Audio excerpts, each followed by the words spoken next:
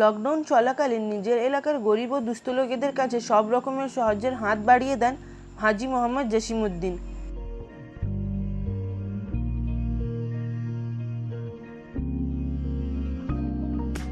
খাবার সামগ্রী বিতরণ করা, এর সাথে সাথে রান্না করে গরিব লোকেদের খাবার খাওয়ান, যাতে এই লোকেদের কোনো রকমের অসুবিধায় পড়তে না হয়।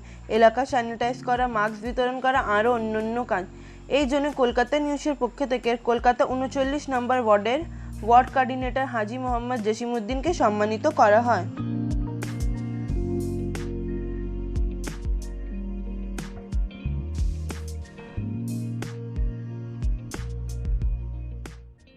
ये हौसला अफजाई और नवाजिश किसको अच्छी नहीं लगती है। मैं शुक्रगुजार हूँ कलकत्ता न्यूज़ का, आपके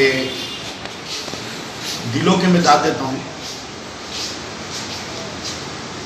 आपने मेरे खिदमात को सराहा है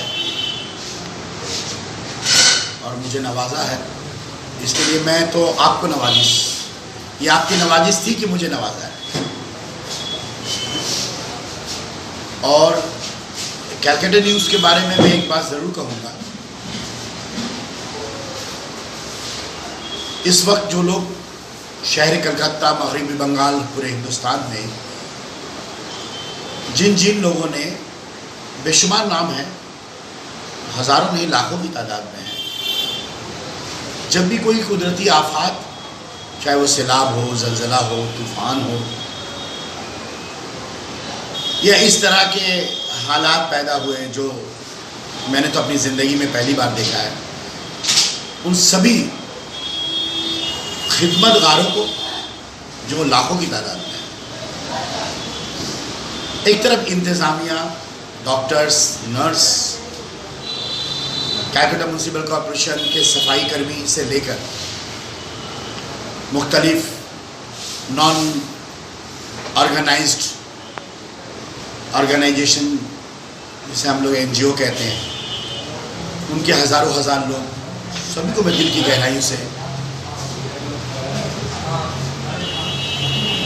से मुबारकबाद देता हूँ, शुक्रिया अदा करता हूँ।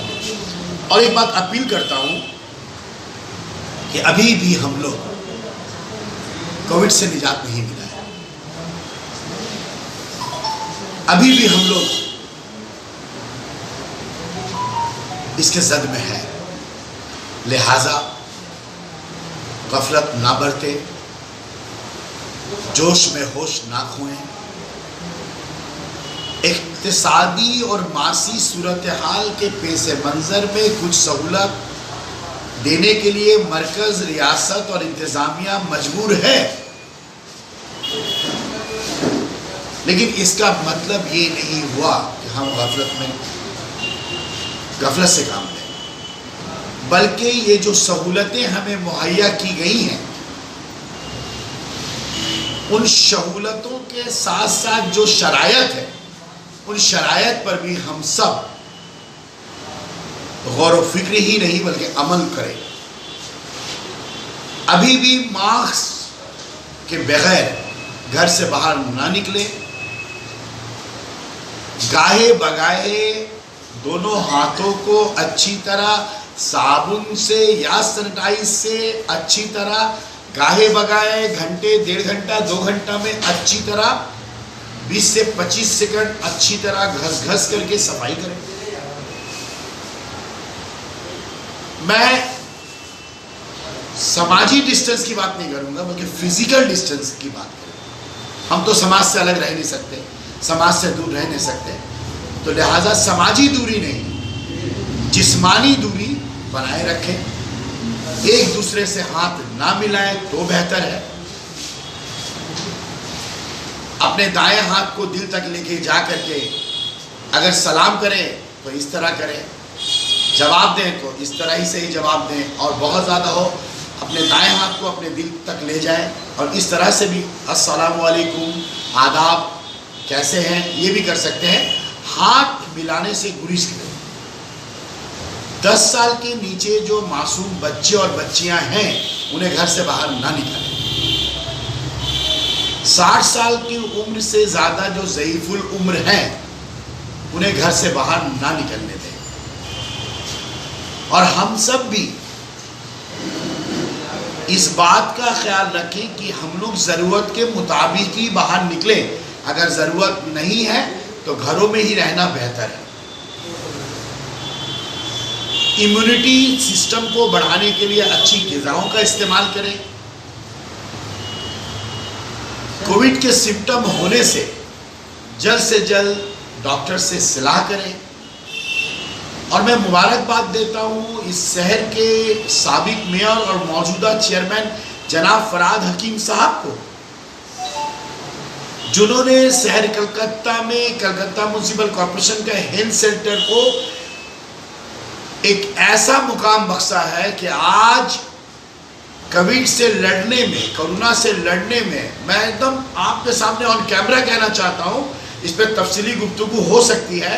मैं ये बात ईमानदारी से और एकदम चैलेंज से कहना चाहता हूँ कि आज कलकत्ता म्युनिसिपल कॉरपोरेशन कोविड से लड़ने में कलकत्ता में सबसे नुमाया रोल अदा कर रहा है। चाहे वो घर घर जाके सैनिटाइज करने का मामला हो, चाहे वो सफाई का मामला हो, चाहे वो लोगों को दवाई खिलाने का मामला हो, चाहे वो कोविड के टेस्टिंग का मामला हो। मैं ईमानदारी के साथ झंडा को और सियासत को भलाए ताक रख करके ये बात कहना चाहता हूं कि आदरणीय वजीर आला फखरे बंगाल ममता बनर्जी को मैं मुबारकबाद देता हूं।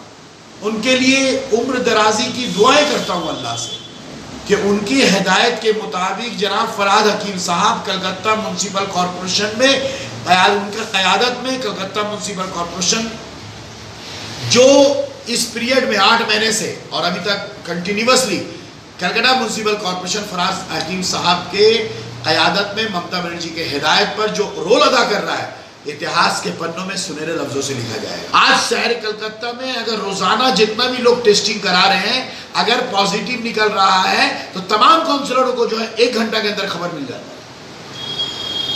और ये खबर कहां से आता है? जनाब फरहाद हकीम साहब के दफ्तर से।